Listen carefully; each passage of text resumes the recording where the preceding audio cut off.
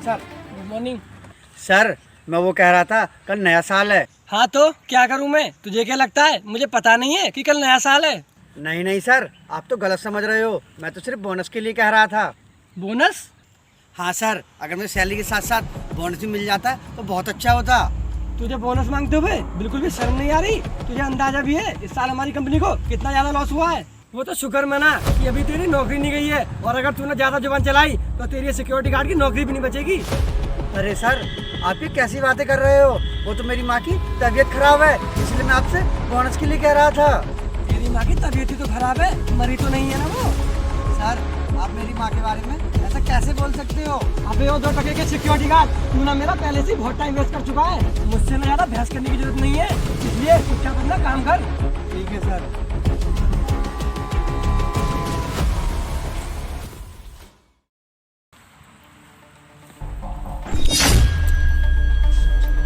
अरे ये security guard कहाँ चला गया?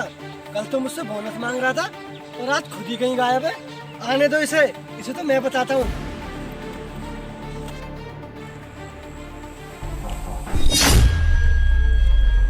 अरे नेहा, ये सिक्योरिटी गार्ड कहाँ पर है और ये अभी तक आया क्यों नहीं? अरे सर, आपको नहीं पता? क्यों, क्या हुआ? कुछ हुआ है क्या?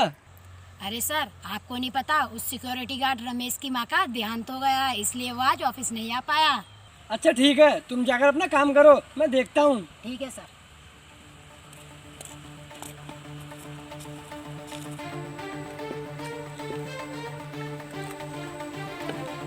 Good morning ma'am. Good morning Ramesh. Ramesh, तुम्हें ना सर बुला रहे थे, एक बार जाकर सर से मिल लेना। ठीक है मैम, मैं जाकर अभी सर से मिल लेता हूँ।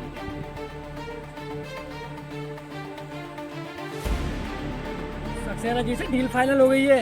एक बार मैं नेहा को बता देता हूँ ताकि वो उनके साथ काम जल्दी से जल्दी शुरू कर दे। गुड मॉर्निंग सर, आपने मुझे बुलाया? हाँ, पहले तो ये बता कि तू 2 दिनों से ऑफिस क्यों नहीं आया? सर आपको तो पता ही होगा, 2 दिन पहले मेरी माँ का देहांत हो गया था, इसलिए मैं ऑफिस नहीं आ पाया। लेकिन घर पर तुम्हारा काम सिर्फ 1 दिन का था, फिर तुम 2 दिन से ऑफिस क्यों नहीं आए? सर माँ के जाने के बाद घर पर कुछ भी अच्छा नहीं था और घर पर मेरी बहुत जरूरत थी, इसलिए मैं ऑफिस नहीं आ पाया था। जिस तरह घर पर तुम्हारी जरूरत थी, ठीक उसी तरह यहाँ ऑफिस में भी तुम्हारी बहुत ज्यादा जरूरत थी। तुम्हें पता है, तुम्हारे यहाँ ना होने के कारण कोई भी ऐसा गरम मुँह उठाकर सीधा ऑफिस में घुसा चला रहा था। सर मैं आपकी परेशानी अच्छे से समझ सकता हूँ। अब तू ज्यादा होशियार बनने की कोशिश मत कर, क्योंकि तू मुझसे बिना छुट्टी ले ही ऑफिस नहीं आया, इसलिए मैं इस महीने तेरी सैलरी से तेरे 2 दिन के बाद काट लूंगा। सर आप ऐसा मत कीजिए, मैं पहले से ही बहुत परेशान हूँ, ऊपर से आप मेरी सैलरी काटोगे तो मेरी परेशानी और बढ़ जाएगी। तुझे क्या लगता है कि मैंने तेरी परेशानी को ठेका ले रखा है? अगर तूने मुझसे और ज्यादा बहस की तो मैं तेरी नौकरी से निकाल दूंगा। नहीं नहीं सर, आप मुझे नौकरी से मत निकालिए, मैं खुद ही चला जाता हूँ। 2 टके का सिक्योरिटी गार्ड मुझसे जवान लड़ा रहा था, दिखा दिया तुझे मैंने तेरी असली औकात।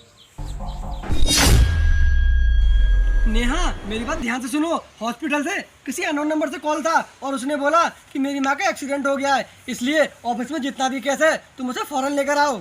लेकिन सर, ऑफिस में तो बिल्कुल भी कैश नहीं है, जितना भी कैश था सब आपने सक्सेना साहब को दे दिया। देखो नेहा, मैं कुछ भी नहीं जानता, तुम कैसे भी पैसों का इंतजाम करो। ठीक है सर।